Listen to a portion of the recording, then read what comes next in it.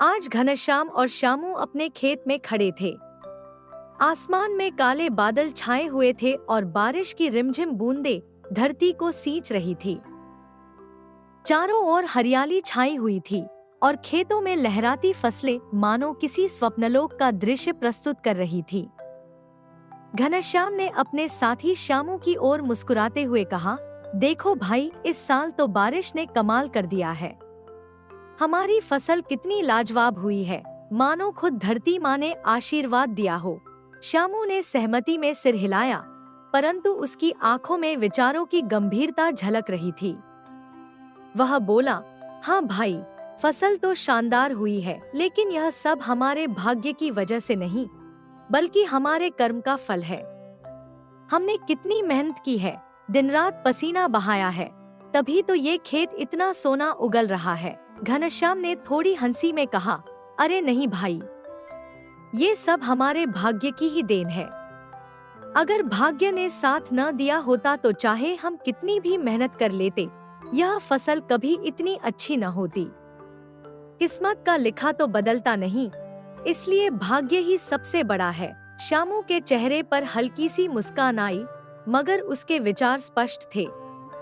उसने गंभीर स्वर में कहा, भाग्य अपनी जगह है, पर अगर हमने मेहनत न की होती तो क्या फसल यूं लहलहाती? कर्म से बड़ा कुछ नहीं होता। किस्मत केवल अवसर देती है, लेकिन उसका फायदा उठाना हमारे हाथ में है। बस इसी बात पर दोनों मित्रों के बीच बहस छिड़ गई। एक तरफ घनश्याम भाग्य की महिमा का गुणगान कर रहा था, तो दूसरी तरफ श्यामू कर्म की महत्ता पर अडिग था। बारिश की बूंदें तेज हो गईं, लेकिन उनके मन की बारिश अभी भी अपने चरम पर थी। दोनों के शब्द जैसे बिजली की चमक के साथ आसमान में गूंज रहे थे। अरे, ये क्या हो रहा है भाई? तभी मन्ना ने हंसते हुए खेत में कदम रखा। बारिश की हल्की फुहारें उसकी धोती पर नाच रही थी और हवा में भीनी मिट्टी की खुशबू थी। उसने देखा कि घनश्याम और श्यामू आपस में कुछ गर्मागर्म बहस कर रहे थे। देखो मन्ना भाई, श्यामू का कहना है कि भाग्य ही सबसे बड़ा होता है। घनश्याम ने अपने दोस्त की ओर इशारा करते हुए कहा, जबकि मैं ये कह रहा हूँ कि बिना कर्म के कुछ भी हासिल नहीं हो सकता, इसलिए कर्म ही सर्वोपरि है। मन्ना ने एक नजर श्यामू पर डाली, फिर सोचते हुए बोला, तुम दोनों की बातें ध्यान देने लायक हैं। घनश्याम, भाग्य का भी अपना महत्व है। अगर भाग्य में कुछ लिखा ही नहीं है, तो इंसान चाहे जितनी भी मेहनत कर ले, उसे वह चीज नहीं मिल सकती। लेकिन श्यामू की बात भी गलत नहीं है। बिना कर्म किए भाग्य भी कैसे फल देगा? श्यामू ने थोड़ा मुस्कुराते हुए कहा, तो मन्ना भाई, आप ही बताइए, क्या सही है, कर्म बड़ा या भाग्य? मन्ना ने गहरी सांस ली, फिर गंभीरता से बोला, भाई, ये सवाल उतना ही पुराना है जितनी ये धरती। तुम दोनों की बहस तो वाजिब है, लेकिन इसका सही जवाब पाना बड़ा मुश्किल है। कर्म और भाग्य दोनों ही जरूरी हैं, ये एक दूसरे के पूरक हैं। लेकिन इस मसले का सही फैसला वही कर सकते हैं जिनके पास ज्ञान और अनुभव की गहराई हो। मेरा मानना है कि तुम दोनों को महाराज के पास चलना चाहिए, वे ही सही मार्गदर्शन दे सकते हैं। मन्ना की बात सुनकर घनश्याम और श्यामू एक दूसरे की ओर देखने लगे।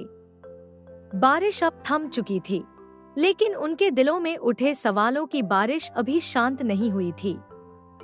आखिरकार दोनों मित्रों ने तय किया कि वे महाराज के पास जाएंगे, ताकि उनके जीवन के इस बड़े सवाल का समाधान हो सके। अगले दिन दोनों मित्रों ने राजमहल का दरवाजा खटखटाया और भीतर पहुंचे। राजमहल की दीवारें कीमती चित्रों और झूमरों से सजी थी और सामने महाराज अपने सिंहासन पर विराजमान थे।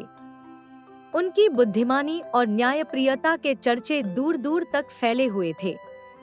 महाराज ने उनकी ओर देखा और कहा, आओ वीरों, बताओ तुम किस समस्या का समाधान चाहते हो, किस लिए राज्यसभा में आए हो? घनश्याम ने सिर झुकाकर आदरपूर्वक कहा, महाराज, मेरा नाम घनश्याम है और यह मेरे मित्र श्यामू हैं।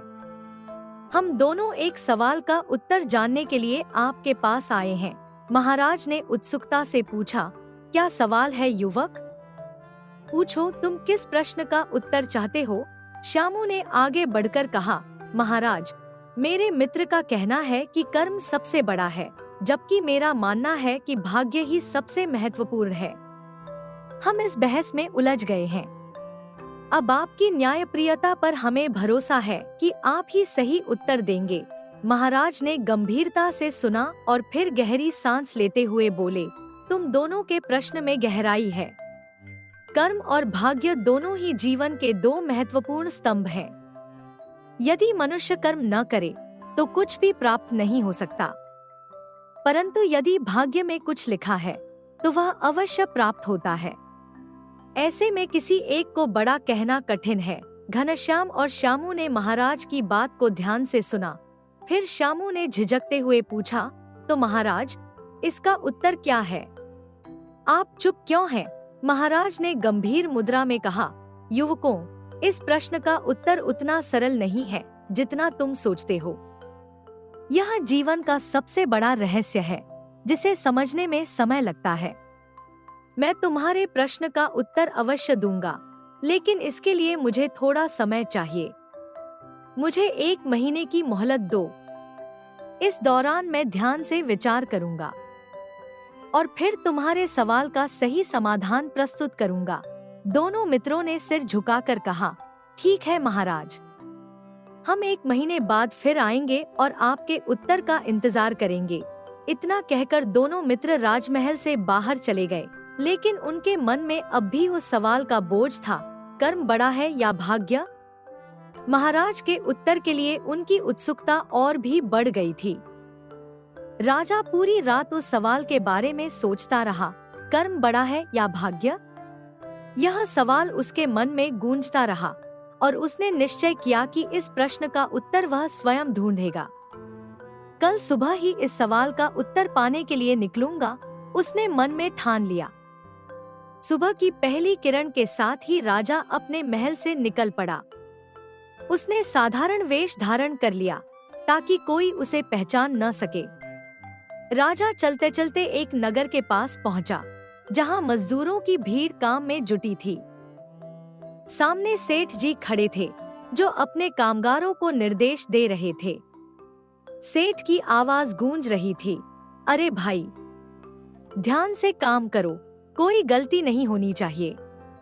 अगले हफ्ते यह सारा सामान दूसरे देश भेजना है। राजा कुछ देर तक उस माहौल को देखता रहा और सोचने लगा, क्या यही मुझे मेरे सवाल का उत्तर मिल जाएगा? पर उसे संदेह हुआ कि शायद सिर्फ देखने से जवाब नहीं मिलेगा, उसे कुछ और करना होगा। तभी उसके मन में एक विचार आया, क्यों न मैं इसी सेठ के पास नौकरी कर लूं? शायद काम करते करते मुझे मेरे प्रश्न का उत्तर मिल जाए।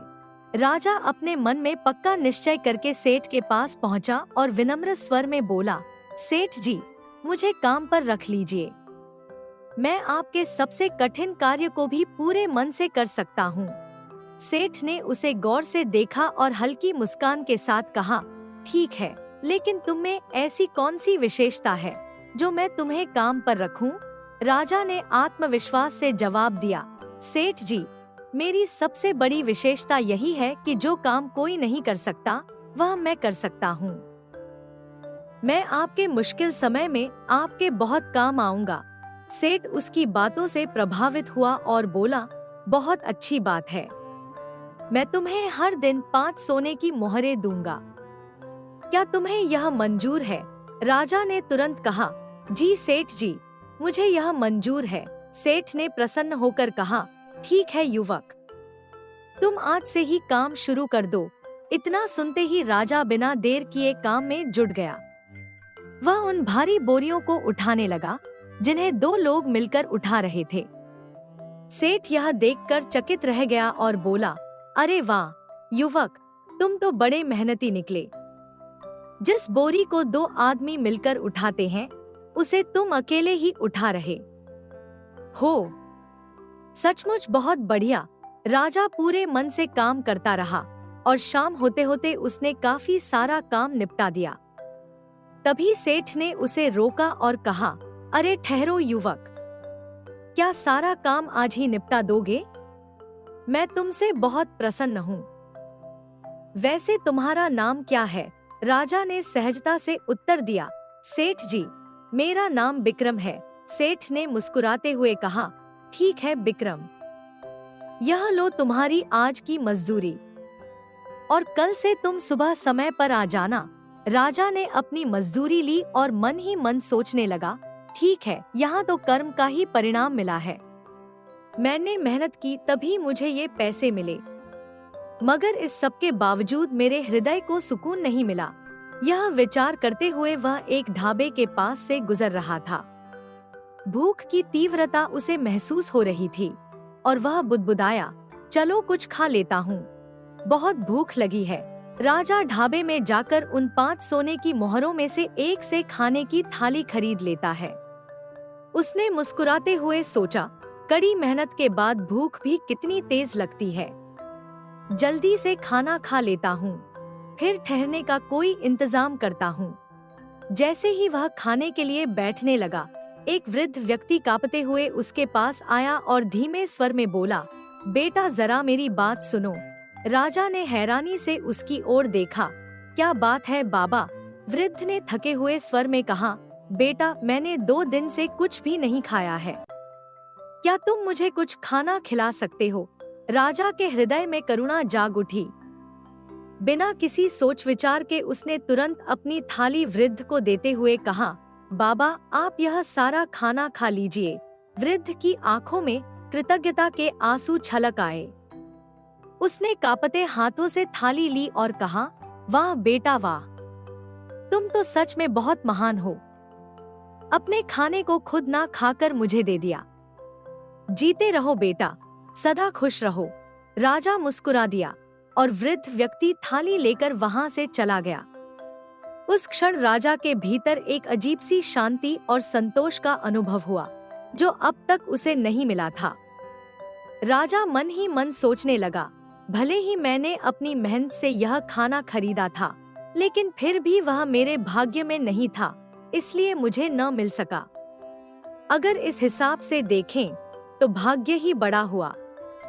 अगले दिन सुबह राजा सेठ के पास पहुंचा। सेठ को आज समुद्र के रास्ते सामान पहुंचाने कहीं दूर जाना था। सेठ ने राजा को आवाज दी, विक्रम, जल्दी से सारे अनाज की बोरियां ले आओ, मुझे तुरंत निकलना है। राजा चौकन्ना होकर बोला, सेठ जी, लेकिन आपकी बाईं आंख तो सुबह से फड़क रही है, यह शुभ संकेत नहीं है। मेरा सुझाव है कि आप आज यात्रा न करें और कल निकलें। सेठ ने हंसते हुए कहा, अरे विक्रम, तुम भी न। यह आंख फड़कने वाली बात तो बस एक अंधविश्वास है, ऐसा कुछ नहीं होता। मुझे हर हाल में आज ही यह सारा अनाज पहुंचाना है, समय बहुत कीमती है। राजा ने गंभीरता से कहा, सेठ जी, आपकी बात सही हो सकती है, लेकिन फिर भी मुझे लगता है कि आपको थोड़ा सोच विचार कर कदम उठाना चाहिए।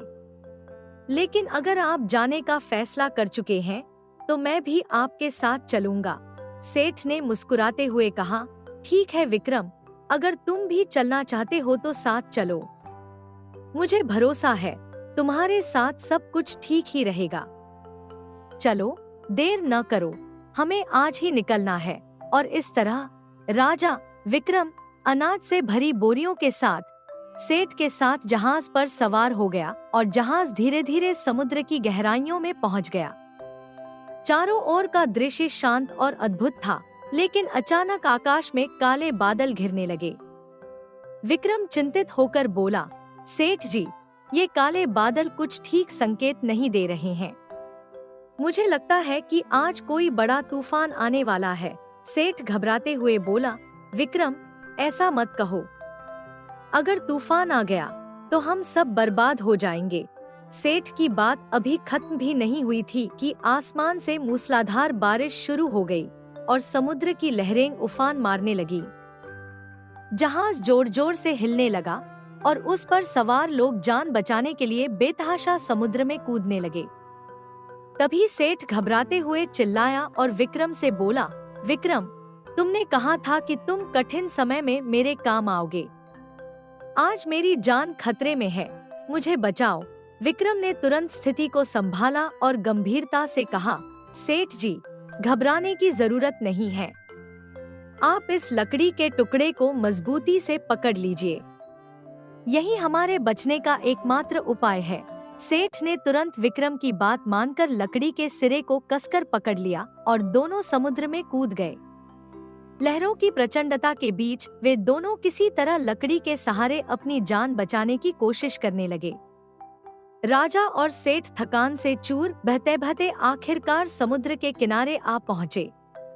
राजा ने गहरी सांस ली और थकावट से बोझिल स्वर में कहा, हे भगवान, कितना थक गया हूँ मैं। इतना कहकर उसने अपनी आंखें बंद कर ली। तभी शांत समुद्र की लहरों के बीच अचानक से एक मगरमच्छ उभर आया और सेठ की टांगे पकड़कर उसे गहरे पानी में खींच कर ले गया।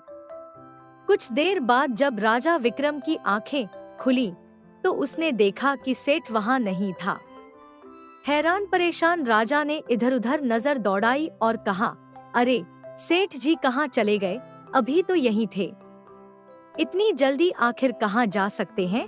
तभी राजा की नजर जमीन पर पड़े गहरे निशानों पर पड़ी। ध्यान से देखने पर उसे समझ आया कि ये निशान किसी मगरमच्छ के हैं। उसकी आंखों में चिंता गहराने लगी। तो सेठ जी को मगरमच्छ खींच कर ले गया। राजा ने गुस्से और दुख से भरी आवाज में कहा। वह सोचने लगा, हे प्रभु, मैंने तो सेठ जी की जान बचाने की पूरी कोशिश की, लेकिन सेठ जी की किस्मत में जीवन नहीं था, इसलिए उनकी मृत्यु हो गई। यह विचार उसके मन में उमड़ घुमड़ कर आया और वह अपनी असफलता पर गहरा शोक व्यक्त करने लगा। कितना बुरा हुआ, मैं सेठ जी को बचा नहीं सका। विक्रम का मन दुख और पश्चाताप से भर उठा, जैसे समुद्र की लहरें उसके भीतर उमड़ घुमड़ रही हों। राजा विक्रमादित्य एक वीरान जगह पर खड़ा था, जहां दूर दूर तक कोई परिंदा भी दिखाई नहीं दे रहा था। उसने गहरी सांस ली और खुद से कहा, चलो आगे बढ़ते हैं, शायद कहीं कोई नगर मिल जाए। यह सोचते हुए वह अपने कदमों को तेज करता हुआ आगे बढ़ चला। कई मीलों का सफर तय करते करते आखिरकार वह एक विशाल राज्य में पहुंचा। यह वही राज्य था जहां की राजकुमारी ने प्रण लिया था कि यदि वह विवाह करेगी तो केवल महापराक्रमी राजा विक्रमादित्य से ही।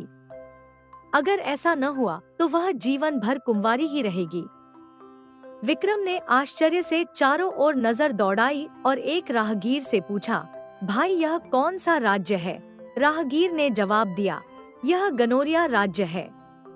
लेकिन तुम कौन हो भाई?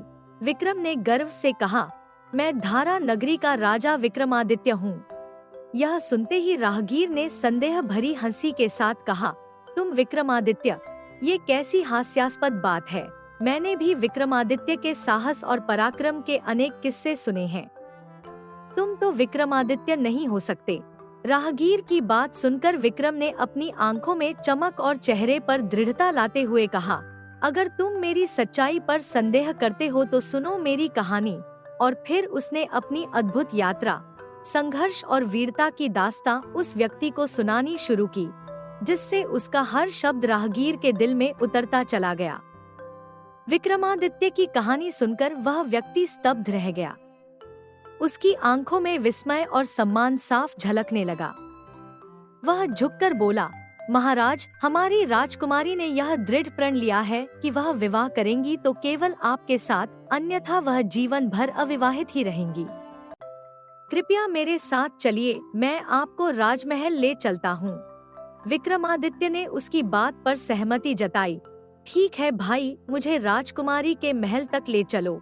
वह युवक शीघ्रता से विक्रमादित्य को अपने राजा के पास ले गया। जैसे ही राजा ने विक्रमादित्य को देखा, उसकी आंखों में आभार और श्रद्धा उमड़ आई। महाराज, राजा बोला, हम आपकी प्रतीक्षा में ही थे। मेरी बेटी ने आपका वरण करने का प्रण लिया है, लेकिन मैं स्वयं आपसे मिलने की हिम्मत कभी नहीं कर पाया।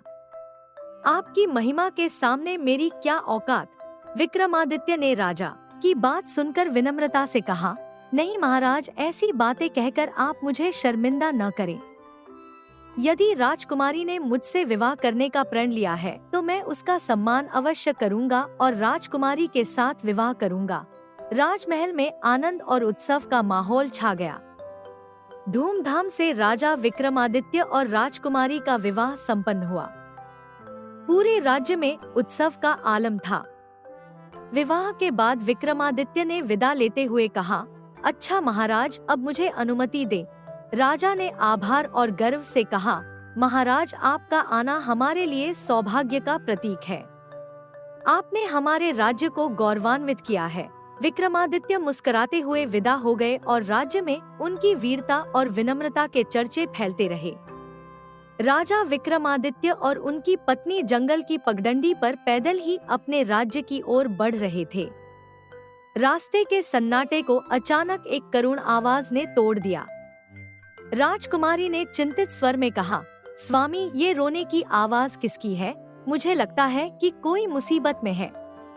हमें जाकर देखना चाहिए।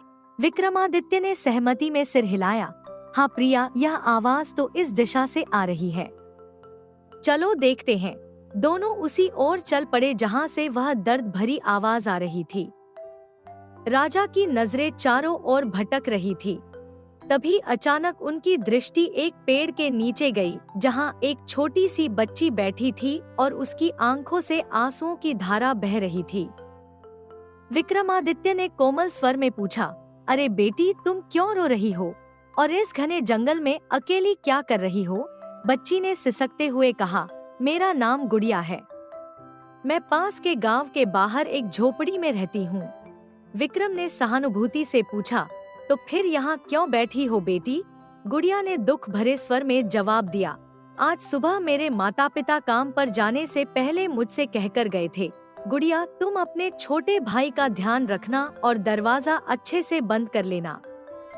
बाहर बिल्कुल मत जाना।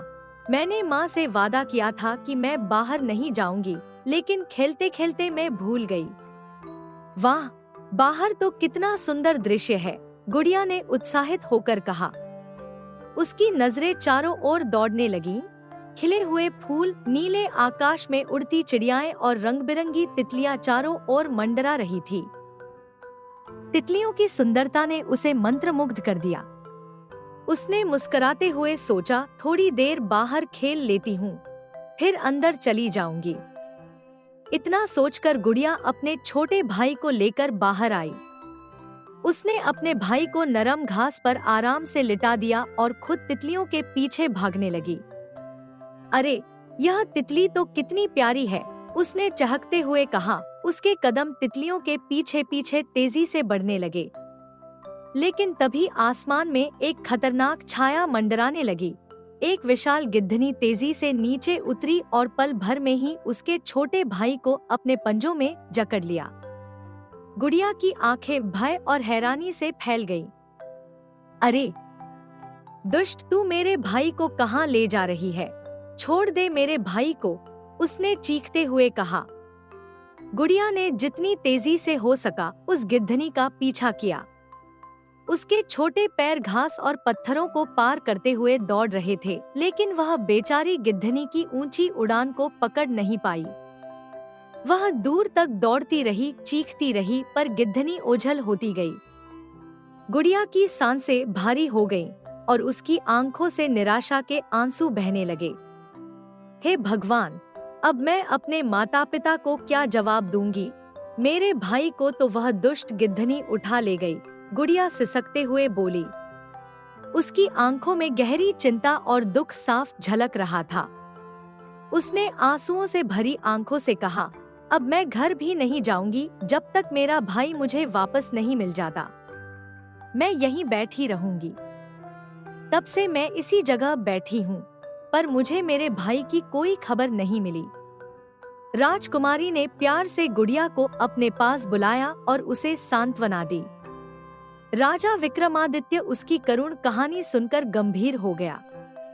उसने दृढ़ता से कहा, बेटी, तुम चिंता मत करो, मैं तुम्हारी मदद जरूर करूंगा। तुम्हारे भाई को वापस लाना मेरी जिम्मेदारी है। विक्रम ने अपनी पत्नी की ओर देखा। प्रिया, तुम इस बच्ची का ख्याल रखो, मैं जल्दी ही लौट कर आता हूँ। राजकुमारी ने सहमति में सिर हिलाया। इतना कहकर राजा विक्रमादित्य उस गिद्धनी की तलाश में निकल पड़ा।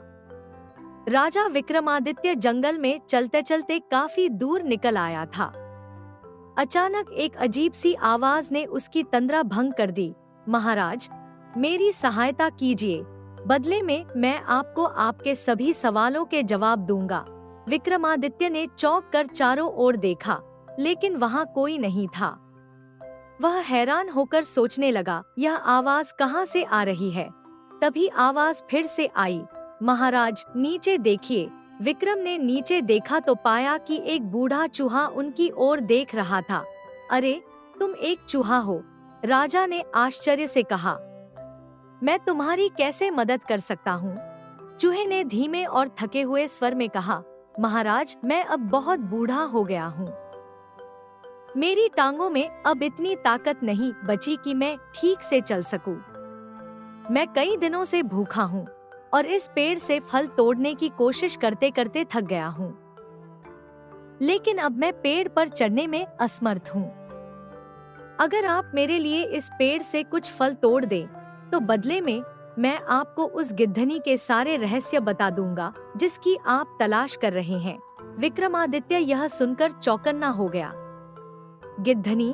तुम उस गिद्धनी के बारे में जानते हो? चूहे ने सिर हिलाते हुए कहा, हाँ महाराज, मैं उसके सारे भेद जानता हूँ।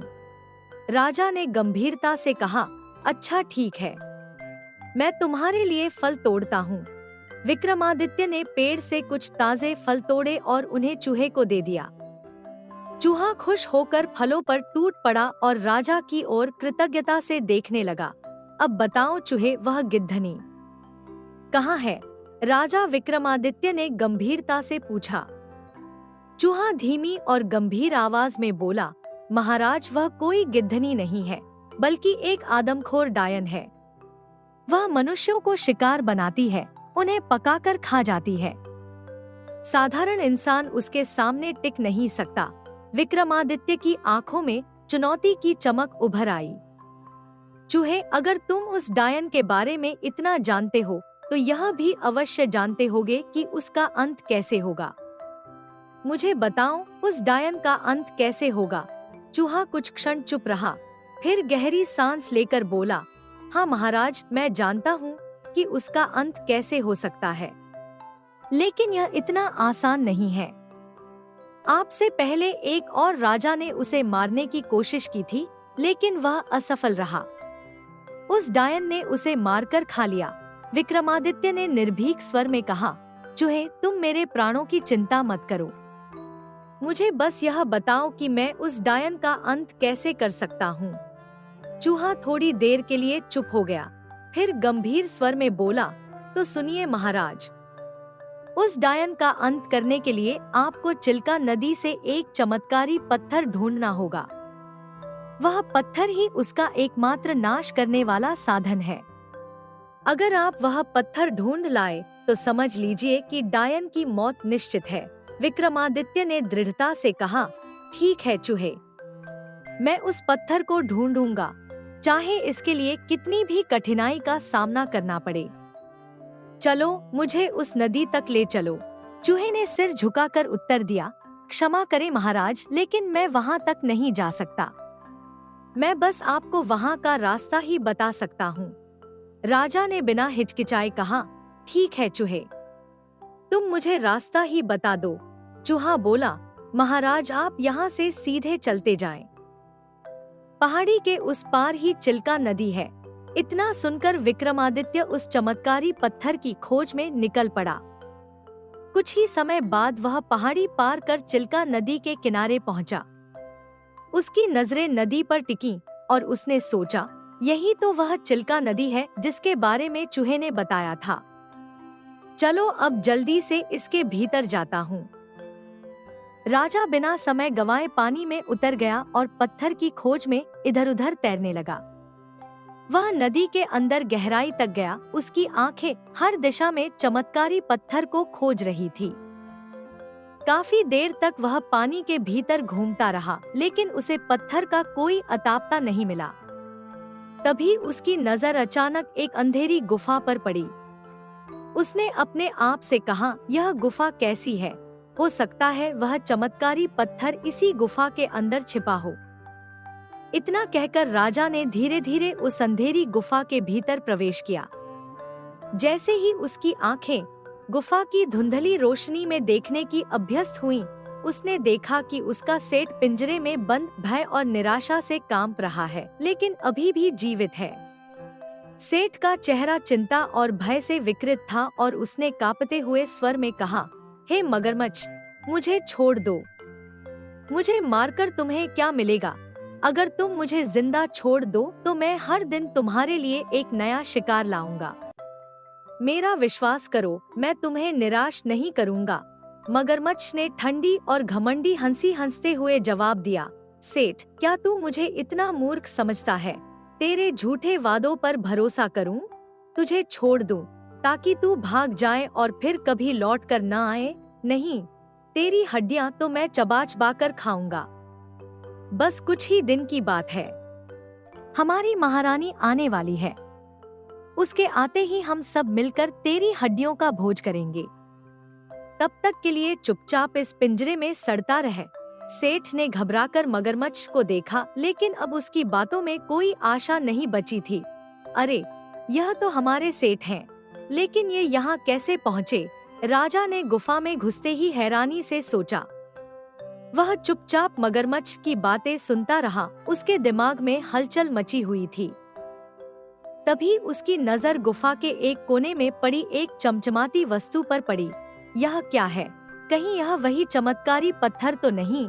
राजा की आंखों में उत्सुकता झलक उठी। राजा ने साहस से मगरमच्छ को ललकारा, सावधान दुष्ट मगरमच्छ, मेरे रहते हुए तुम सेठ का बाल भी बांका नहीं कर सकते। मगरमच्छ ने आंखें तरेरते हुए पूछा, अरे तू कौन है जो मुझे चुनौती दे रहा है? राजा ने गर्व से उत्तर दिया, मैं हूँ राजा विक्रमादित्य और तुझे सेठ को नुकसान पहुँचाने नहीं दूंगा। मगरमच्छ ने उसे गौर से देखा और कहा, हाँ, तुझे मैंने कहीं देखा है। तू कुछ जाना पहचाना सा लगता है। खैर कोई बात नहीं, अब एक और शिकार सही। इतना कहकर मगरमच्छ गुर्राते हुए राजा की ओर लपका। उसके दांत चमकते हुए तैयार थे हमला करने के लिए। लेकिन राजा विक्रमादित्य ने अपनी तलवार को बिजली की गति से खींचा और एक ही वार में मगरमच्छ को मौत की नींद सुला दिया। गुफा में अचानक सन्नाटा छा गया। मगरमच्छ का विशाल शरीर धराशायी हो चुका था और राजा की तलवार पर सूरज की किरणें झिलमिला रही थी। राजा ने सेठ को पिंजरे में कैद देखा तो हैरानी से पूछा, सेठ जी, यह कैसा पिंजरा है? इसका तो कोई दरवाजा ही नहीं है। सेठ ने गहरी सांस लेते हुए कहा, महाराज, यह एक जादुई पिंजरा है। इसकी चाबी वह चमत्कारी पत्थर है। यदि आप उस पत्थर को उठाकर इस पिंजरे से स्पर्श करेंगे तो यह पिंजरा तुरंत गायब हो जाएगा और मैं आजाद हो जाऊंगा। राजा ने ध्यान से सुना और बिना एक पल गवाए उस चमत्कारी पत्थर को उठाया और पिंजरे से स्पर्श किया। जैसे ही पत्थर ने पिंजरे को छुआ, पिंजरा धुएं की तरह गायब हो गया और सेठ मुक्त हो गया। चलो सेठ जी, जल्दी से इस गुफा से बाहर निकलें, राजा ने कहा। दोनों तेजी से नदी के किनारे पहुँचे और सुरक्षित बाहर आ गए। बाहर आते ही सेठ ने विनम्रता से कहा, महाराज, मेरी जान बचाने के लिए आपका हृदय से धन्यवाद। आप न होते तो मेरा जीवन यहीं समाप्त हो जाता। राजा ने मुस्कुराते हुए उत्तर दिया, सेठ जी, यह तो मेरा कर्तव्य था। सेठ कुछ क्षण चुप रहा, फिर उसने कहा, महाराज, पता नहीं क्यों मेरा हृदय ऐसा महसूस कर रहा है जैसे मैं पहले भी आपसे मिल चुका हूँ, जबकि यह हमारी पहली मुलाकात है। राजा ने गंभीरता से कहा, सेठ जी, मैं विक्रम हूँ। पहले मैंने आपके घर में नौकरी की थी। इसके बाद राजा ने अपनी पूरी कहानी सेठ को सुनाई। सेठ अवाक रह गया। उसकी आंखों में आभार और आश्चर्य के भाव थे। महाराज, मैं आपका दिल से धन्यवाद करता हूँ। सेठ ने श्रद्धा से कहा, यह मेरे लिए सौभाग्य की बात है कि मुझे आप जैसे महान राजा के साथ समय बिताने का अवसर मिला। राजा ने मुस्कुराते हुए कहा, अच्छा सेठ जी, अब मुझे विदा दीजिए। अभी मेरे सामने और भी कई जिम्मेदारियां हैं जिन्हें मुझे पूरा करना है। इतना कहकर राजा वापस अपने मार्ग पर चल पड़ा जहां उसे उस चूहे से फिर मिलना था। सेठ भी अपने राज्य की ओर लौटने लगा। शायद उसका जीवन अभी बाकी था, इसलिए वह मौत के मुंह से भी बचकर निकल आया। उसकी किस्मत में अभी मृत्यु नहीं लिखी थी, और अगर मैं कर्म का पालन करते हुए वहां न पहुंचा होता तो शायद सेठ को बचाना संभव नहीं होता। राजा अपनी गहरी सोच में डूबा हुआ चूहे के पास पहुंचा। चूहे, मैं वह चमत्कारी पत्थर ले आया हूँ। अब बताओ, इस पत्थर का क्या करना है? चूहे ने धीरे से कहा, महाराज, इस पत्थर को अपनी तलवार में समाहित कर लीजिए। इससे आपकी तलवार अपार शक्ति से भर जाएगी और एक ही वार में वह दुष्ट डायन परलोक सिधार जाएगी। इतना सुनते ही राजा ने चमत्कारी पत्थर को अपनी तलवार से स्पर्श कराया। जैसे ही पत्थर ने तलवार को छुआ, वह चमकीला पत्थर धीरे धीरे तलवार के भीतर समा गया और तलवार अद्भुत शक्ति से दमकने लगी। राजा ने चूहे से कहा, अब मुझे उस डायन तक पहुंचने का रास्ता बताओ। चूहे ने तुरंत दिशा बताते हुए कहा, महाराज, आप यहाँ से सीधे दक्षिण दिशा की ओर बढ़े। जंगल के बीचों बीच एक पुरानी झोपड़ी है, वहीं वह डायन रहती है। राजा ने सिर हिलाया और बिना समय गवाए वहां से निकल पड़ा। चलते चलते जल्द ही वह उस झोंपड़ी के पास पहुंच गया। उसकी नजर जैसे ही उस टूटी फूटी झोपड़ी पर पड़ी, उसने सोचा, यह जरूर उस डायन की झोपड़ी होगी। तभी राजा ने सुना, झोंपड़ी के अंदर से किसी बच्चे के रोने की आवाज आ रही थी। वह चिंतित हो उठा।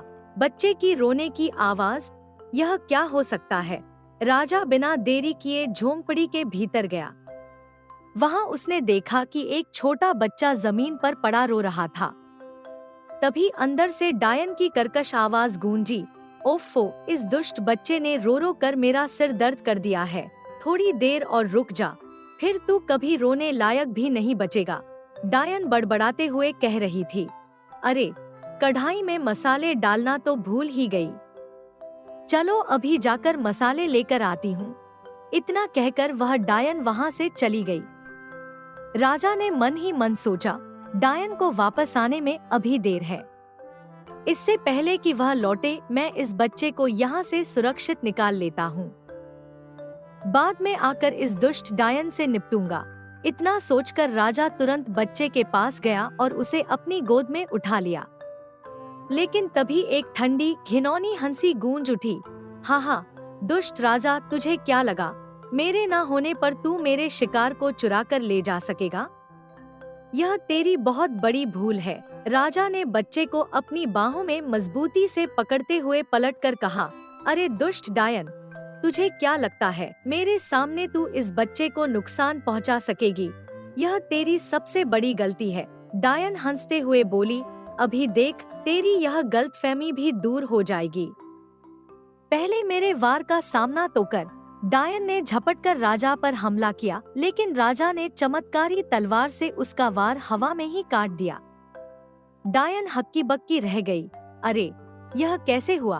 तू मेरे वार से बच कैसे गया?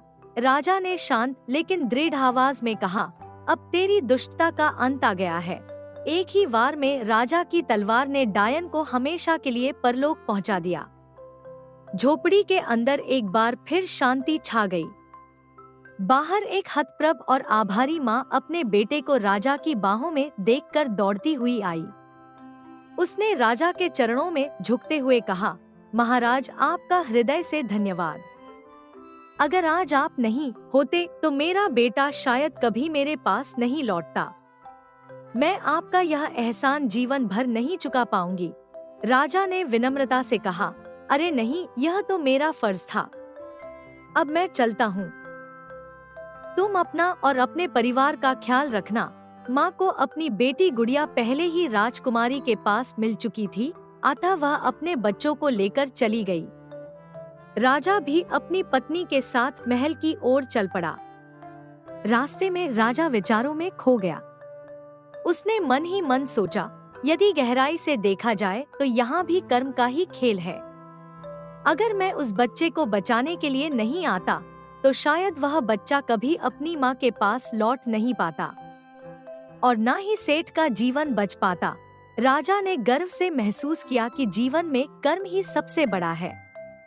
अपने कर्तव्य को निभाने से ही वह सही राह पर आगे बढ़ पाया था और इसी ने न केवल एक परिवार को बचाया बल्कि कई जीवनों को संवार दिया। घनश्याम ने आदरपूर्वक पूछा, महाराज, आज 1 महीना पूरा हो चुका है, क्या आपको हमारे सवाल का जवाब मिल गया?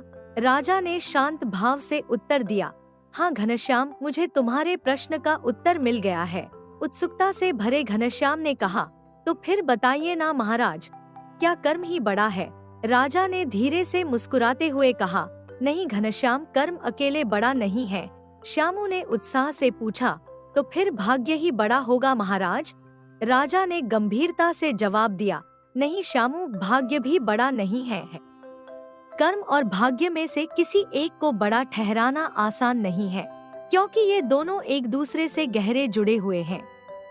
वे हमेशा साथ चलते हैं। राजा ने अपनी बात को और स्पष्ट करते हुए कहा, यदि मनुष्य कर्म न करे तो भाग्य भी उसे फल नहीं देता, और जब वह पूरी निष्ठा से कर्म करता है तो उसे सफलता अवश्य मिलती है। इसीलिए कर्म के बिना भाग्य का कोई अस्तित्व नहीं है। आज हमें जो भी सौभाग्य मिला है वह हमारे कर्मों का ही परिणाम है। राजा ने गहरी दृष्टि से दोनों की ओर देखते हुए कहा, अतः हम कह सकते हैं कि भाग्य और कर्म एक दूसरे के पूरक हैं, लेकिन कर्म सबसे ज्यादा महत्वपूर्ण है। कर्म ही वह शक्ति है जो भाग्य को आकार देती है। राजा के इन शब्दों ने युवकों के मन में गहरे विचारों को जन्म दिया और वे समझ गए कि जीवन में कर्म का महत्व सर्वोपरि है। दोस्तों, एक और नई कहानी की ओर बढ़ने से पहले कृपया इस चैनल को सब्सक्राइब करके मेरा हौसला बढ़ाइए। तो शुरू करते हैं दिल को छू लेने वाली एक और कहानी।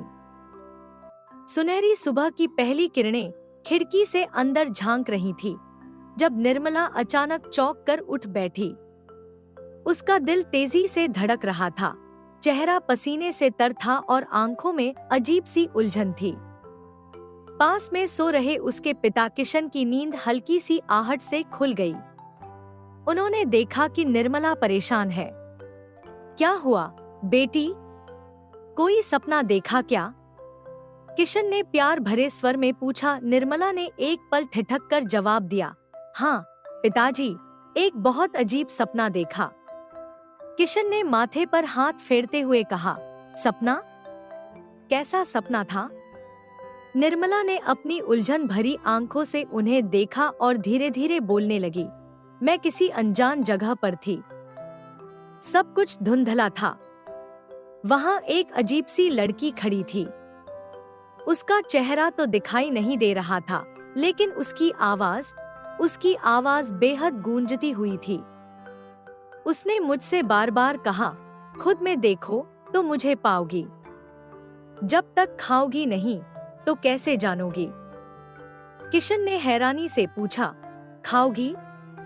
यह कैसी बात कर रही थी वो? निर्मला ने सिर हिलाते हुए कहा, पता नहीं पिताजी, सब कुछ अजीब था। वो सवाल बार बार मेरे दिमाग में घूम रहा है।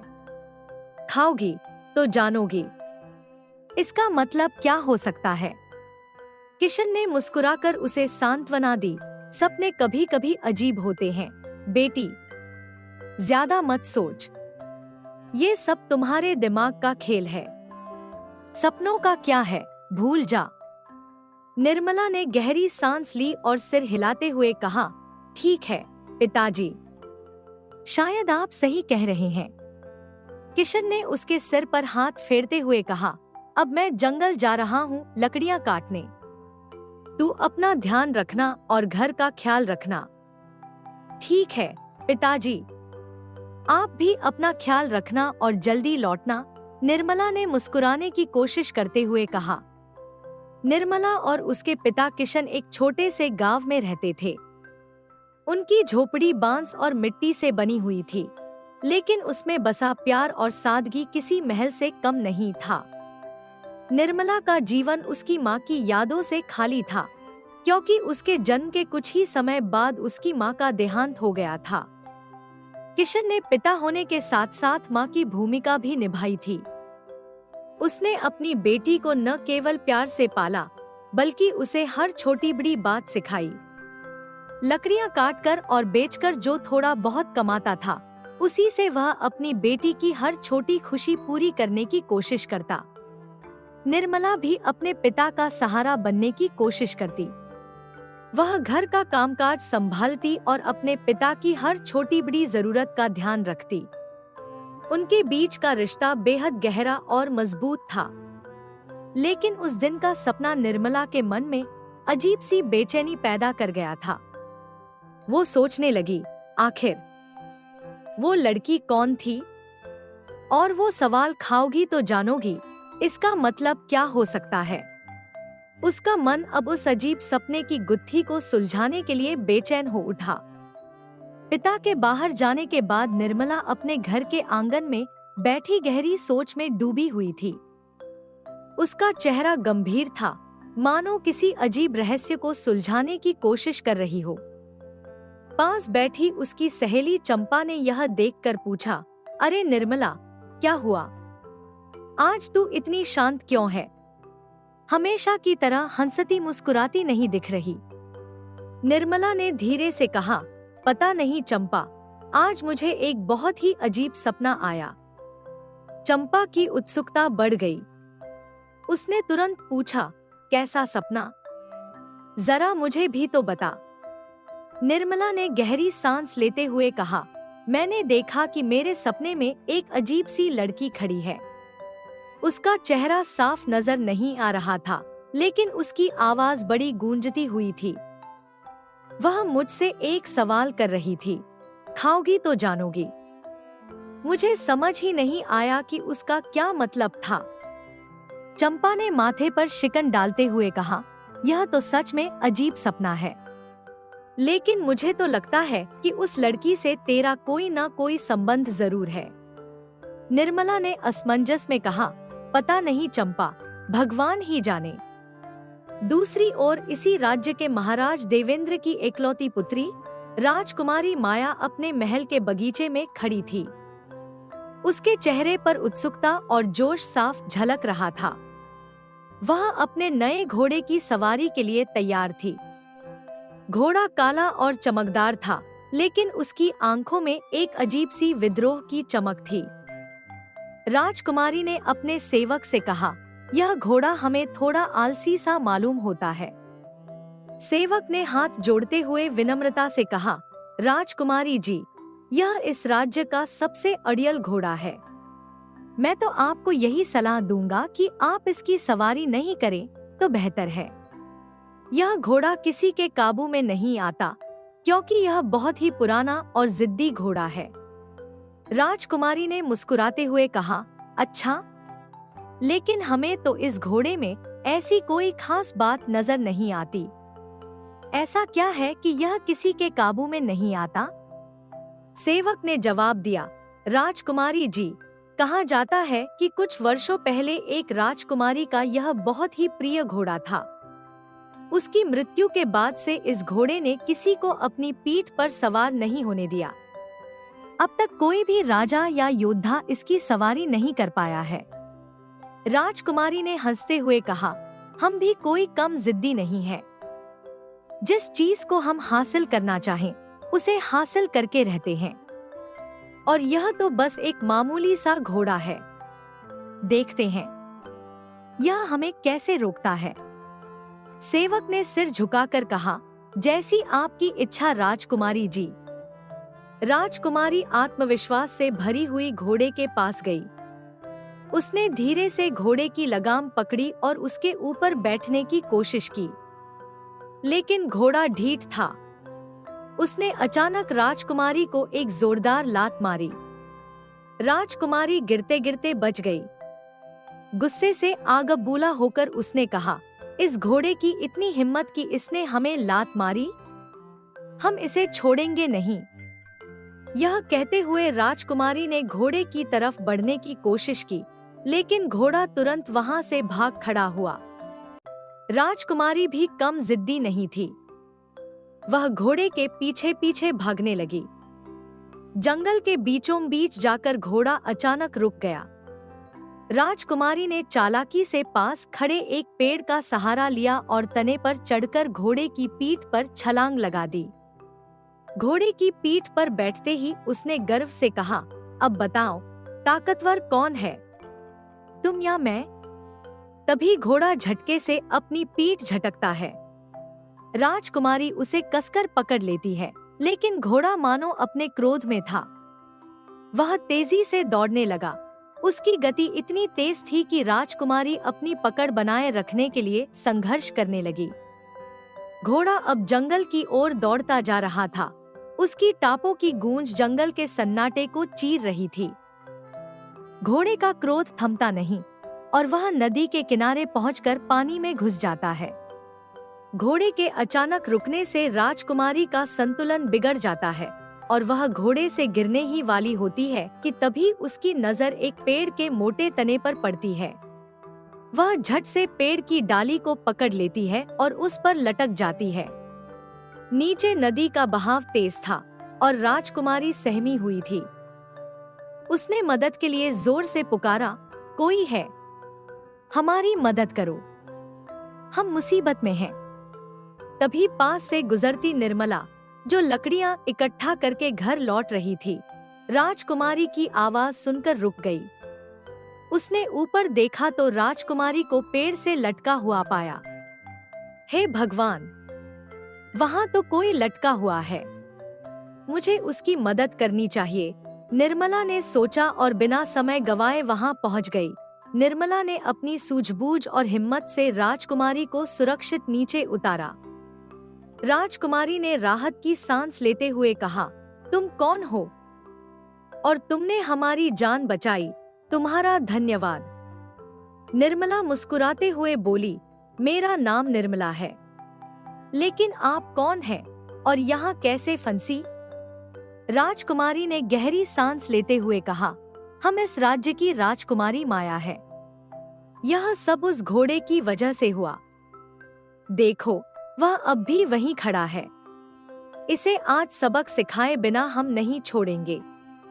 निर्मला ने घोड़े की ओर देखा और कोमल स्वर में कहा, लेकिन यह तो मासूम बेजुबान जानवर है, यह भला किसी को नुकसान क्यों पहुंचाएगा? राजकुमारी ने गुस्से से कहा, मासूम? यह मासूम नहीं है। अगर तुम्हें यह इतना प्यारा लगता है तो एक बार इसकी पीठ पर बैठकर दिखाओ। अगर तुमने ऐसा कर दिया तो जो भी तुम चाहोगी हम तुम्हें देंगे। निर्मला ने मुस्कुराते हुए कहा, मुझे आपसे कुछ नहीं चाहिए राजकुमारी, लेकिन हाँ, मैं इस प्यारे घोड़े की सवारी जरूर करना चाहूंगी। निर्मला धीरे धीरे घोड़े के पास गई। उसने घोड़े के सिर पर प्यार से हाथ फेरा। घोड़ा, जो अभी तक अड़ियल और क्रोधित था, अचानक शांत हो गया। उसने अपने सिर को झुकाकर निर्मला का स्वागत किया।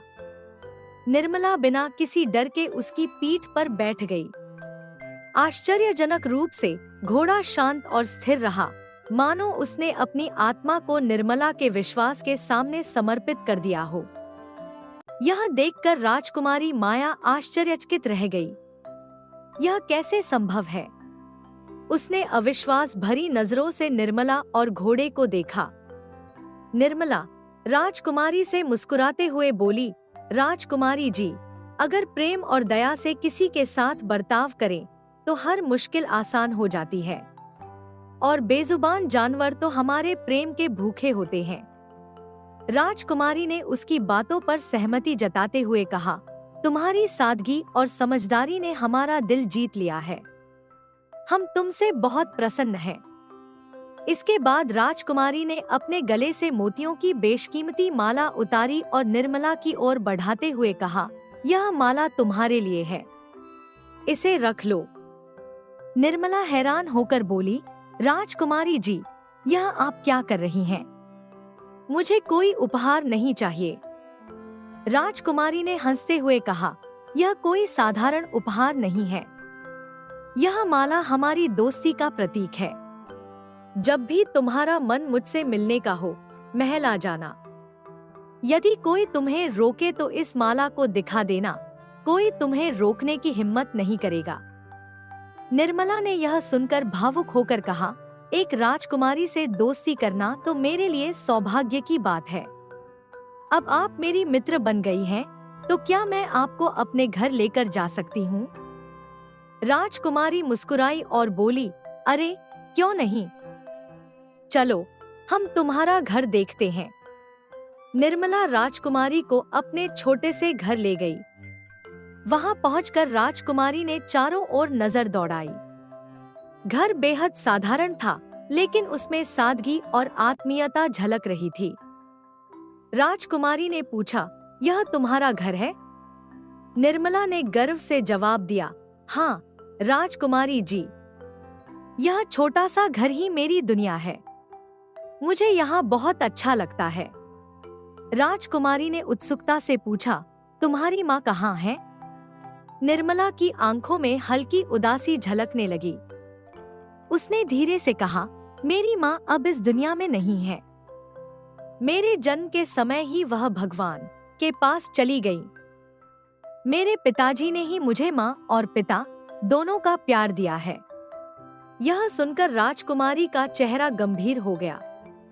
उसने अपनी आंखें झुका ली और धीरे से कहा, मेरी माँ भी मुझे जन्म देते ही चल बसी, और मुझे भी मेरे पिताजी ने ही माँ और पिता दोनों का स्नेह दिया है। दोनों की आंखें मिलती हैं और दोनों के बीच एक अनकही समानता का एहसास होता है। राजकुमारी ने हल्की हंसी के साथ कहा, हम दोनों में कितनी समानता है ना? फर्क बस इतना है कि मैं थोड़ी जिद्दी और गुस्से वाली हूँ।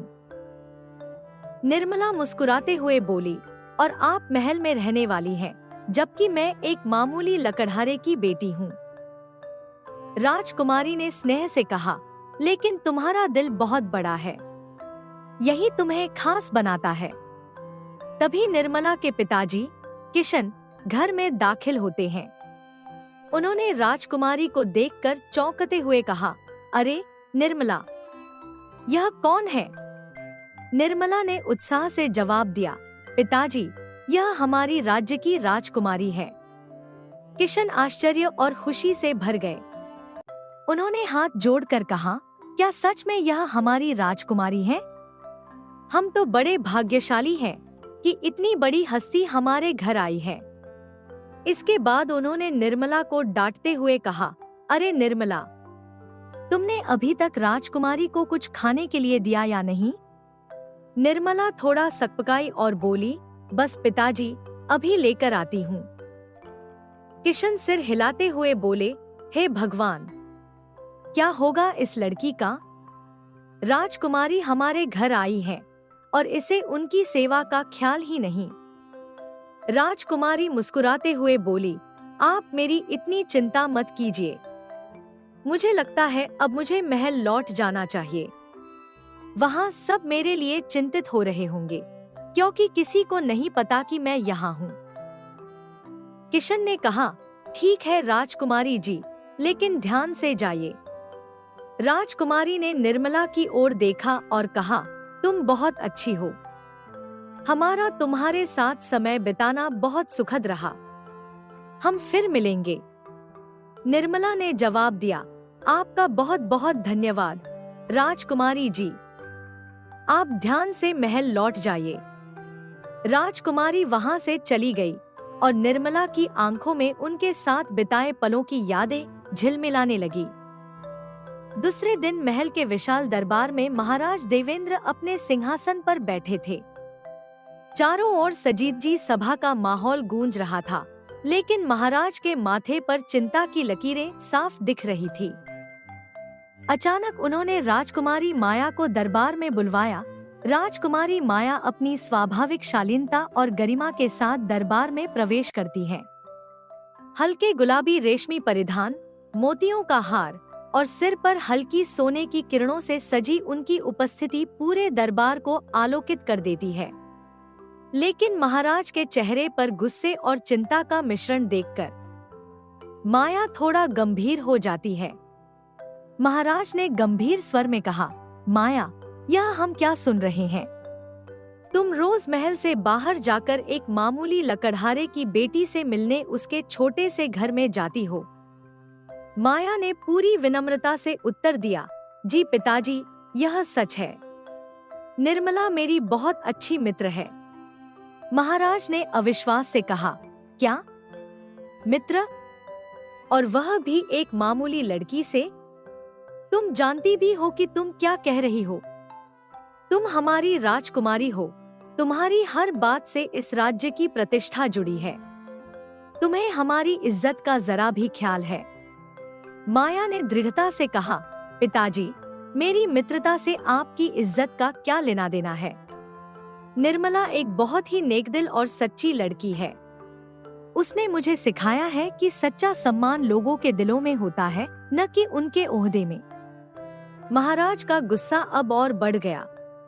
उन्होंने कहा, क्या तुम्हें यह भी नहीं मालूम कि अगर यह बात दूसरे राज्यों में फैल गई तो कोई भी राजकुमार तुमसे विवाह नहीं करेगा?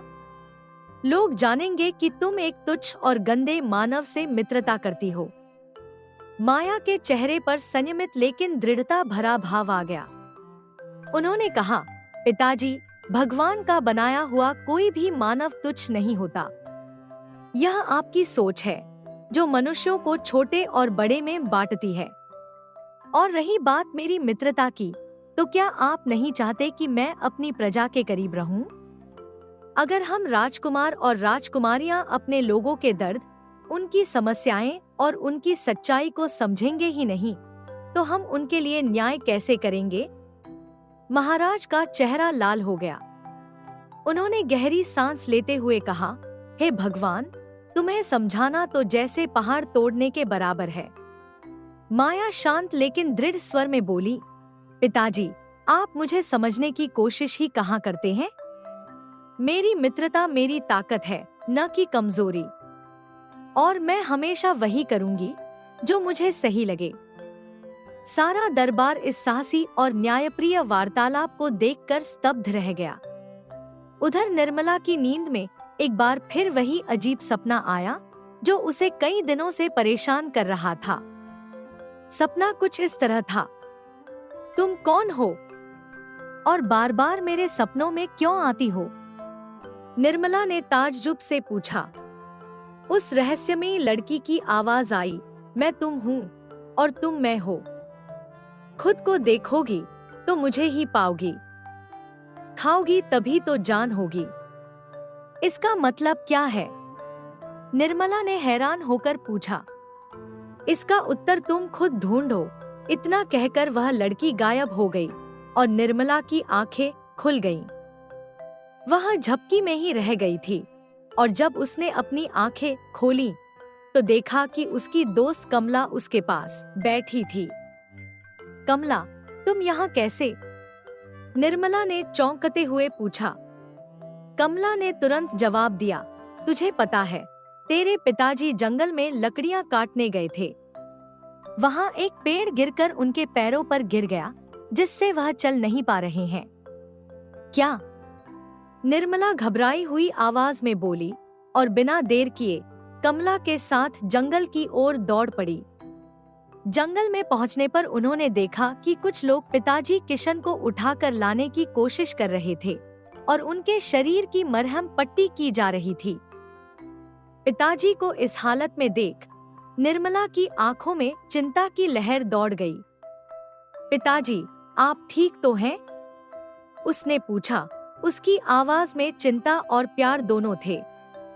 पिताजी मुस्कुराते हुए बोले, बिल्कुल बेटा, घबराने की कोई बात नहीं है, सब ठीक हो जाएगा, तू परेशान मत हो। निर्मला ने गहरी चिंता में कहा, पिताजी, आप अपना ध्यान नहीं रखते। पिताजी ने कहा, नहीं बेटा, यह तो बस एक दुर्घटना है, लेकिन अब मुझे यही चिंता है कि इस हालत में मैं जंगल से लकड़ी कैसे लाऊंगा और हमारा गुजारा कैसे चलेगा। निर्मला ने सोचा और फिर दृढ़ निश्चय के साथ बोला, अगर ऐसी बात है तो आपकी जगह मैं जाऊंगी लकड़ियां काटने। नहीं, नहीं बेटी, तुझे नहीं पता लकड़ी काटने में कितनी मेहनत लगती है। पिताजी, मैं आपकी बेटी हूँ। मुझे मालूम है कि लकड़ी कैसे काटी जाती है। मुझे यकीन है कि मैं यह काम कर सकती हूँ। निर्मला ने अपने पिताजी को आश्वस्त किया। उसकी आंखों में न केवल चिंता थी, बल्कि आत्मविश्वास भी था। यह दृढ़ निश्चय और आत्मसमर्पण की भावना थी, जो निर्मला को अपनी जिम्मेदारी को निभाने की ओर प्रेरित कर रही थी। उधर राजकुमारी माया और उनके सैनिक एक घने जंगल में घूम रहे थे, जब उनकी नजर एक अद्भुत पेड़ पर पड़ी। पेड़ की शाखाओं पर लाल और रसीले फल लटक रहे थे, जो देखने में इतने आकर्षक लग रहे थे कि उनकी भूख और बढ़ गई।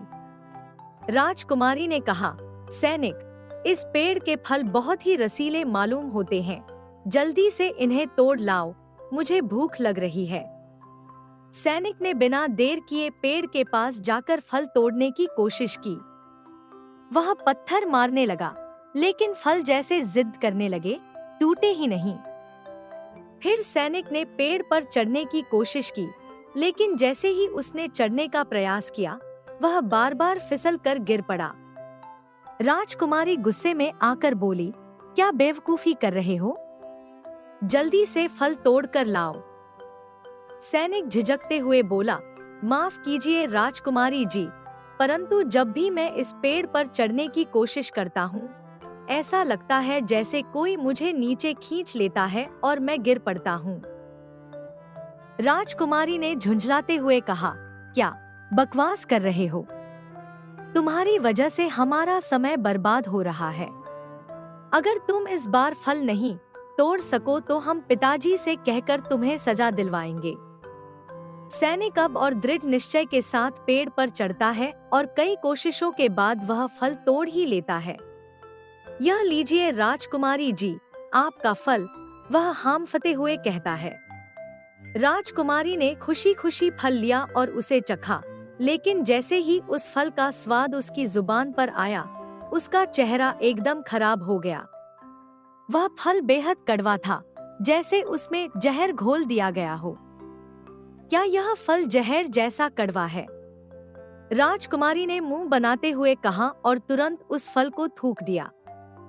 सैनिक चौंका, राजकुमारी जी, परंतु यह फल तो देखने में बहुत ही स्वादिष्ट और ताजे लग रहे थे, ऐसा नहीं लगता कि यह कड़वा होगा।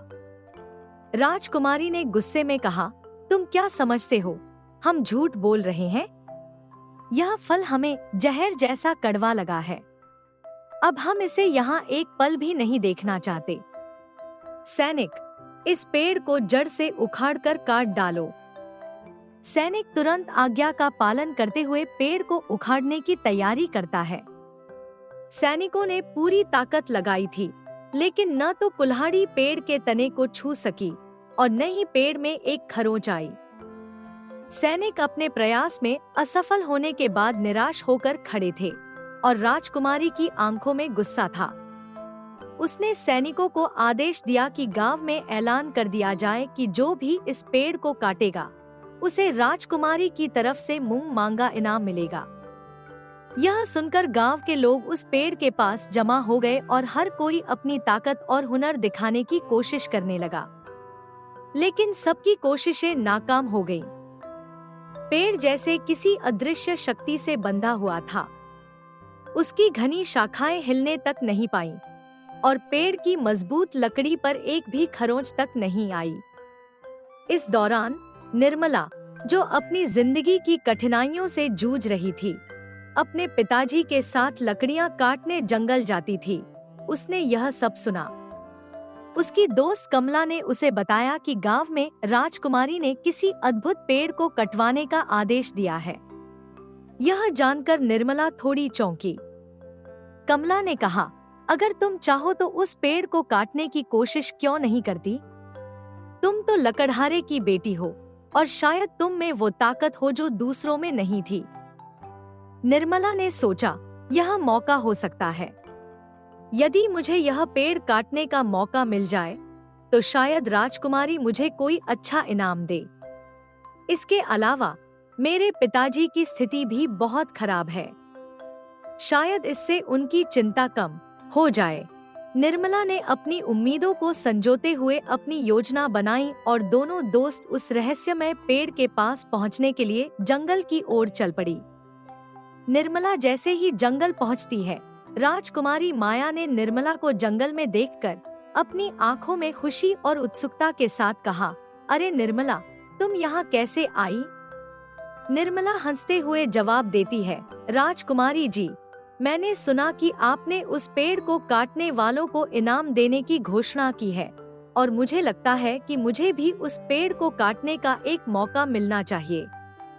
राजकुमारी ने चौंकते हुए कहा, तुम्हारा यह कहना बहुत मजेदार है निर्मला।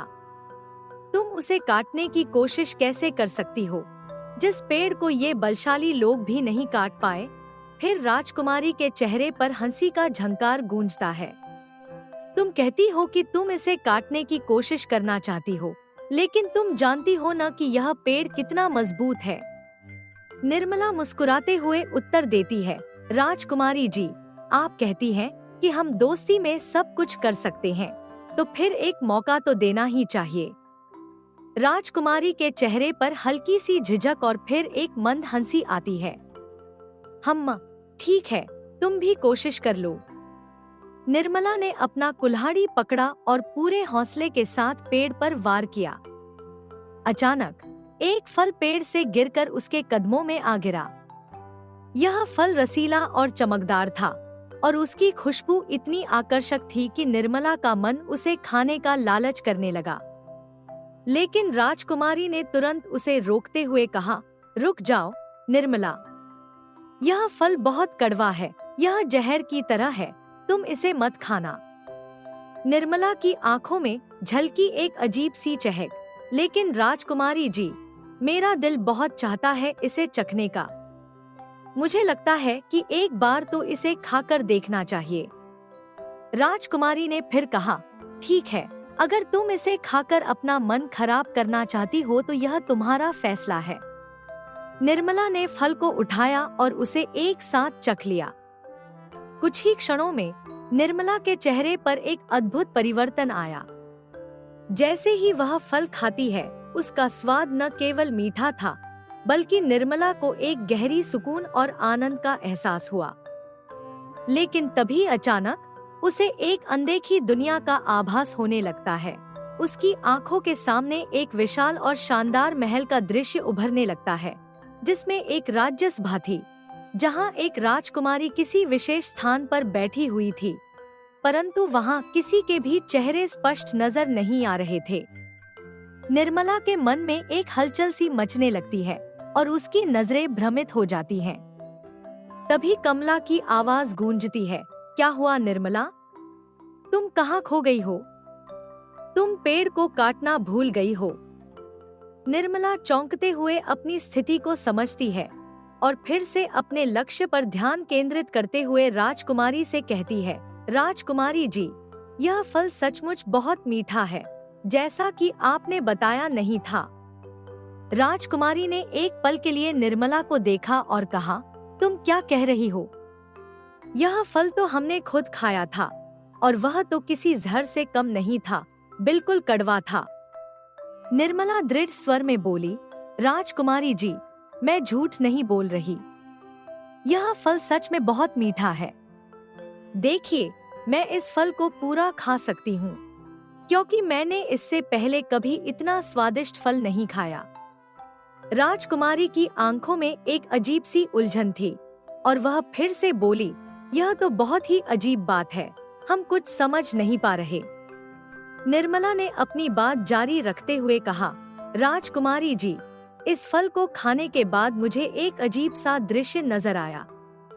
यह दृश्य बिल्कुल वैसा था जैसे वह रहस्यमय सपना जो मुझे बार बार आता है। मुझे लगता है कि इस पेड़ और मेरे सपनों के बीच कोई गहरा रहस्य जुड़ा हुआ है। राजकुमारी ने एक गंभीर मुद्रा में कहा, क्या सच में? अब तुम क्या चाहती हो हमसे? निर्मला ने नजदीक आते हुए कहा, आप बस कुछ दिन तक इस पेड़ को मत कटवाइए। मुझे इस रहस्यमय सपने का राज ढूंढने की जरूरत है। मुझे यह जानना है कि वह लड़की कौन है जो मेरे सपनों में आती है और मुझसे पहेली पूछती है।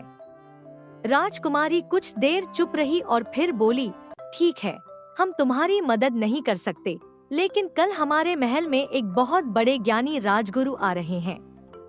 वह किसी का चेहरा देखकर उसकी पूरी जिंदगी के राज बता सकते हैं। शायद वह तुम्हारी मदद कर सके। निर्मला की आंखों में उम्मीद की झलक दिखाई दी। उसने कहा, अगर ऐसा सच में हो सका तो मेरी सारी मुश्किलें हल हो जाएंगी। राजकुमारी ने उसे आश्वासन दिया, ठीक है, तुम कल सुबह महल आ जाना। अगली सुबह निर्मला राजकुमारी के कहने पर महल की ओर चल पड़ी।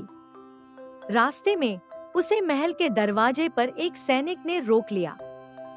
सैनिक ने सख्त आवाज में पूछा, रुको, रुको, तुम अंदर कहाँ जा रही हो? कौन हो तुम? निर्मला ने जवाब दिया, मैं राजकुमारी की दोस्त हूँ। मुझे राजकुमारी जी ने बुलाया है। सैनिक ने चौंकते हुए कहा, राजकुमारी और तुम? हमें लगता है कि तुम पागल हो गई हो। निकलो यहाँ से। निर्मला ने अपनी बात साबित करने की कोशिश की, मैं झूठ नहीं बोल रही हूँ। देखिए, यह माला राजकुमारी जी ने मुझे दी है।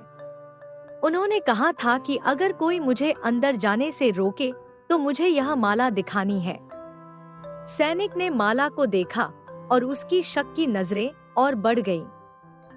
यह तो राजकुमारी की माला है, लेकिन हम कैसे मान ले कि तुम्हें यह माला राजकुमारी ने दी है? हो सकता है कि तुम इसे चोरी कर लाई हो। निर्मला ने गहरी सांस ली और फिर कहा, कृपया मुझे यकीन करें, मैं सच बोल रही हूँ। लेकिन सैनिक की संदेहपूर्ण नजरें और भी सख्त हो गईं। वह चिल्लाया, निकलो, निकलो यहाँ से, वरना हम तुम्हें महाराज के पास ले जाएंगे और चोरी के इल्जाम में तुम्हें दंड दिया जाएगा। निर्मला हताश हो गई। तभी राजमहल के आंगन में उस समय एक अजीब सी हलचल थी।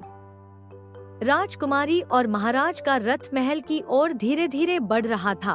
महल के दरवाजे पर खड़ी निर्मला को देख राजकुमारी के चेहरे पर खुशी की लहर दौड़ गई और राजकुमारी ने रथ से उतरते हुए निर्मला को देखा और खुशी से कहा, अरे निर्मला, तुम आ गई। भगवान का धन्यवाद है कि तुम यहाँ आ गई हो। वह राजकुमारी के प्रिय शब्दों से मंत्रमुग्ध हुई, परंतु पास खड़ा सैनिक अब भी शक की निगाहों से देख रहा था। राजकुमारी ने सैनिक से कहा, यह हमारी दोस्त है और अब से इसे कभी भी महल के भीतर आने से कोई नहीं रोक पाएगा, समझे? सैनिक थोड़ी देर खामोश रहा और फिर धीरे से सर झुकाया। महाराज, जो रथ के साथ महल के अंदर जा रहे थे, राजकुमारी के साथ साथ थे। जैसे ही महाराज ने निर्मला को देखा, वह चौंक गए। उन्हें अचानक से कुछ अजीब सा अनुभव हुआ, जैसे कोई पुरानी यादें ताजे हो उठी हों। निर्मला का चेहरा उन्हें बहुत जाना पहचाना सा लगा। निर्मला के सामने महाराज ने अपनी हैरानी छिपाते हुए कहा, राज्य में सब कुशल मंगल तो है न, मंत्री जी? मंत्री जो खड़े थे तुरंत जवाब देते हुए बोले, जी महाराज, हमने जो प्रजा को 100 मुद्राएं दी थीं, वह सब बांट दी गई हैं, सब कुछ ठीक है। महाराज ने संतुष्ट होकर कहा, बहुत अच्छा मंत्री जी, हम जानते हैं कि आप हमारी प्रजा का ध्यान रखते हैं। निर्मला ने जैसे ही राजा को देखा, उसकी धुंधली तस्वीर साफ हो गई। उसने देखा कि किस तरीके से एक मंत्री ने उसके हंसते खेलते परिवार को बर्बाद किया। मंत्री ने कहा, जहां आपकी जैसी दयालु महारानी हो, वहां सब कुछ कुशल मंगल होता है। असल में आपके बिना यह सब संभव नहीं होता। मंत्री ने यह कहते हुए महारानी की तारीफ की, लेकिन उसके मन में एक गहरी ईर्ष्या की भावना छिपी हुई थी। उसे यह सब सहन नहीं हो पा रहा था। मंत्री का मन बहुत दिनों से इस राज्य के सिंहासन पर बैठने का था, और जब उसने देखा कि महाराज की हत्या के बाद वह राजा बनने की उम्मीद से दूर हो गया है, तो उसने ठान लिया कि अब उसे अपनी योजना को साकार करना होगा। एक शातिर मुस्कान के साथ वह सोचने लगा, जैसे मैंने महाराज को मारकर रास्ते से हटा दिया था, वैसे ही महारानी को भी मारकर इस राज्य की गद्दी पर बैठूंगा। मंत्री ने धीरे धीरे राज्य की सारी सेना को अपने पक्ष में कर लिया था और प्रजा से मिलने वाला सारा धन भी अपने पास रख लिया था। उसकी यह चाल इस राज्य पर कब्जा करने की थी और वह हर कदम सावधानी से उठा रहा था ताकि उसका राजसी सपना पूरा हो सके। उसकी आंखों में घातक इरादे थे और वह किसी भी कीमत पर महारानी को अपने रास्ते से हटा देना चाहता था। महाराज और महारानी की एक ही प्यारी और नर्म मिजाज पुत्री थी, राजकुमारी चंद्रा। उसका सौम्य और प्रेमपूर्ण स्वभाव सबको आकर्षित करता था। वह हमेशा अपने आसपास के लोगों के साथ प्रेम से पेश आती थी और हर किसी को अपनी मासूमियत और सादगी से अपना बना लेती थी। उसकी आंखों में एक अलग ही चमक थी और उसकी मुस्कान से महल का हर कोना रोशन होता था। एक दिन महारानी ने अपनी बेटी को पास बुलाया और एक महत्वपूर्ण बात कही, चंद्रा, मुझे तुमसे एक बात करनी है। हम तुम्हारे लिए एक बहुत ही शक्तिशाली और योग्य राजकुमार से तुम्हारा रिश्ता तय कर चुके हैं। क्या तुम्हें इसमें कोई आपत्ति है? राजकुमारी ने अपनी माँ की बातों को ध्यान से सुना, फिर मुस्कुराते हुए कहा, माँ, आपने जो भी हमारे लिए सोचा है वह सही ही होगा। मुझे कोई आपत्ति नहीं है। हम आपसे यही जवाब चाहते थे। माँ बेटी के बीच यह संवाद था जो एक नए जीवन की शुरुआत का प्रतीक था। दोनों बहुत खुश थीं, क्योंकि यह विवाह दोनों के लिए सम्मान और गर्व का विषय था। उन्होंने तय किया कि जल्द ही राजगुरु से शुभ तिथि लेकर इस विवाह को संपन्न किया जाएगा। लेकिन शायद किसी की नजर लग चुकी थी इस खुशी को। वह खुशी जो पूरी तरह से स्थिर थी, अब एक भयानक तूफान की ओर बढ़ रही थी। एक रात मंत्री ने अपनी सैनिकों की टोली के साथ महल पर हमला कर दिया। वह इतने शातिर तरीके से आया था कि किसी को भी इसकी भनक नहीं लगी। जो भी सैनिक महारानी के बचाव में आगे बढ़े, उन्हें बर्बरतापूर्वक मार दिया गया। मंत्री ने महारानी के कमरे में घुसते हुए कहा, तुम्हारी बार बार की अच्छाइयों ने ही तुम्हें हमारा दुश्मन बना दिया है। अब तुम्हारा राज खत्म हुआ और हमारा समय शुरू हुआ। तुम्हें इसका पछतावा होगा, महारानी। महारानी ने संघर्ष किया, पर मंत्री ने उस पर क्रूरता से हमला किया। यह तुमने क्या किया, मंत्री? महारानी अपनी जान को सहेजते हुए बोली, हमने तुम पर विश्वास किया था, लेकिन तुमने हमारे साथ विश्वासघात किया। मंत्री हंसते हुए बोला, अब तुम्हारे पास कुछ नहीं बचा है, महारानी। बहुत हो गया तुम्हारा राज, अब तुम्हारा अंत निश्चित है। और महारानी की अंतिम सांस के साथ वह इस संसार से विदा हो गई। यह दृश्य राजकुमारी चंद्रा ने अपनी आंखों से देखा और दिल में गहरे गम और बदले की आग लेकर वह जोर जोर से चिल्लाई, तुमने हमारी माँ को मार डाला है। मैं तुम्हें छोड़ूंगी नहीं, मैं तुम्हारा बदला लूंगी। मंत्री ने गुस्से में कहा, हमें इससे कोई फर्क नहीं पड़ता, राजकुमारी। तुम जिंदा रहोगी तो बदला लोगी, लेकिन आज से तुम्हारी जिंदगी हमें अब और तकलीफ नहीं देगी। हमारे सैनिकों, इसे पकड़ो और जिंदा जंगल में दफना दो। इसका अंत अब यहीं होगा। राजकुमारी चंद्रा को दूर जंगल में जिंदा दफन दिया गया, जहां उसकी घुट घुट कर मौत हो गई। राजमहल में अब मंत्री का शासन था और वह सत्ताधारी बन चुका था। वर्षों बाद मंत्री की पत्नी ने एक पुत्री को जन्म दिया, लेकिन दुर्भाग्यवश वह भी जल्दी ही चल बसी। इस परिवार की जड़ें अब संकट और बलात्कार से जुड़ी थी। 40 वर्षों बाद निर्मला को होश आता है। वह खुद को राजमहल में पाती है और उसकी आंखों में हैरानी और अविश्वास की लहर होती है। वह धीरे से कहती है, निर्मला? नहीं, मैं चंद्रा हूँ, राजकुमारी चंद्रा। महल के भीतर का दृश्य अत्यधिक गंभीर और रहस्यमय था। निर्मला, जिसने अभी अभी अपने पिछले जन्म की सच्चाई को उजागर किया था, राजमहल में खड़ी थी। चारों ओर सन्नाटा था और हर कोई उसकी बातों को सुनकर स्तब्ध था। महाराज, जो कभी अपने घमंड और ताकत के लिए जाने जाते थे, अब पसीने से लथपथ खड़े थे। उनके चेहरे पर डर और अपराध बोध स्पष्ट दिखाई दे रहा था। राजकुमारी ने हिम्मत जुटाकर कहा, निर्मला, तुम क्या कह रही हो? ये सब बातें कैसे सच हो सकती हैं? हमारे पिता ऐसा कभी नहीं कर सकते। निर्मला ने गहरी सांस ली और शांत स्वर में कहा, राजकुमारी, मैं यह सब अपनी कल्पना से नहीं कह रही। मैं वही हूँ जिसे तुम्हारे पिता ने 45 साल पहले जिंदा दफना दिया था। अगर मेरी बातों पर यकीन नहीं है तो चलो, मैं तुम्हें सच्चाई दिखाती हूँ। उस पेड़ के पास चलो जहाँ मेरा पार्थिव शरीर छुपाया गया था। मंत्री, जो अब राजा बने हुए थे, गुस्से में चिल्लाए, यह लड़की झूठ बोल रही है, इसे महल से बाहर निकालो। लेकिन उनकी आवाज में डर साफ झलक रहा था। राजकुमारी ने अपने पिता की ओर देखा और कहा, पिताजी, क्या यह सच है? क्या आपने ऐसा कुछ किया है? आप हमें बताइए। महाराज कुछ बोल नहीं सके। उनके चेहरे की खामोशी उनके अपराध की गवाही दे रही थी। निर्मला राजकुमारी को उस पेड़ के पास ले गई जहां उसने बताया था कि उसका पार्थिव शरीर दफन है।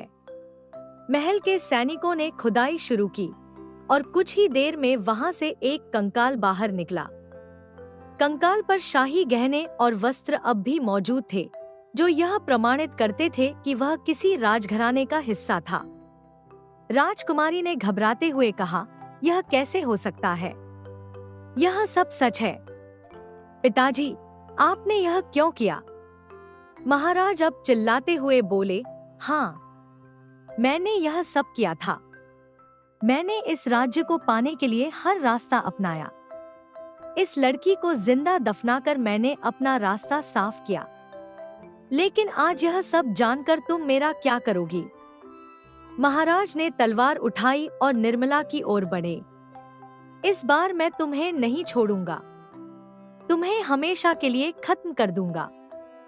लेकिन जैसे ही उन्होंने हमला करने की कोशिश की, राजकुमारी चंद्रा बीच में आ गई।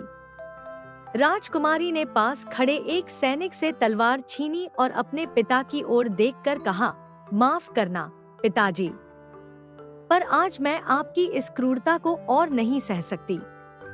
आपने जो पाप किया है उसकी सजा अब आपको मिलेगी। यह कहकर राजकुमारी ने अपने ही पिता पर वार कर दिया। महाराज जमीन पर गिर पड़े। मरते समय उनके चेहरे पर पछतावे की छाया थी। निर्मला ने राजकुमारी को रोते हुए देखा और कहा, तुमने अपने ही पिता को मार दिया। यह कितना कठिन निर्णय था। राजकुमारी ने आंखों में आंसू भरकर कहा, निर्मला, यह मेरे लिए आसान नहीं था, लेकिन मैंने यह इसलिए किया क्योंकि तुम मेरी दोस्त हो। मैं नहीं चाहती कि तुम्हारे साथ फिर वही अन्याय हो जो पिछले जन्म में हुआ था। एक बार तुमने मेरी जान बचाई थी, आज मैंने तुम्हारी जान बचाई है। राजकुमारी ने निर्मला का हाथ पकड़ा और कहा, इस राज्य पर राज करने का अधिकार तुम्हारा है निर्मला। यह महल तुम्हारा है, यह प्रजा तुम्हारी है। मैं चाहती हूँ कि जो कहानी पिछले जन्म में अधूरी रह गई थी, उसे तुम इस जन्म में पूरा करो। निर्मला की आंखों में आंसू थे। उसने राजकुमारी को गले लगाते हुए कहा, तुम्हारा यह बलिदान और यह दोस्ती मेरी जिंदगी की सबसे बड़ी ताकत है। मैं वादा करती हूँ कि इस राज्य को एक नई दिशा दूंगी। दोनों ने मिलकर राज्य की बागडोर संभाली। राजकुमारी चंद्रा और निर्मला ने साथ मिलकर राज्य में न्याय और शांति स्थापित की। उनका यह सहयोग और प्रेम एक मिसाल बन गया। इस कहानी का अंत न केवल न्याय और सच्चाई की जीत पर आधारित था, बल्कि यह भी सिखाता है कि दोस्ती और बलिदान का महत्व क्या होता है। दोस्तों, अगर आपको वीडियो अच्छी लगी हो तो जाने से पहले प्लीज इस वीडियो को लाइक और चैनल को सब्सक्राइब करते हुए जाइए। और हाँ, कमेंट में लिखकर जरूर बताएं कि आपको वीडियो कैसी लगी। धन्यवाद। हंसते रहिए, मुस्कुराते रहिए, लाइफ में मोटिवेटेड रहिए।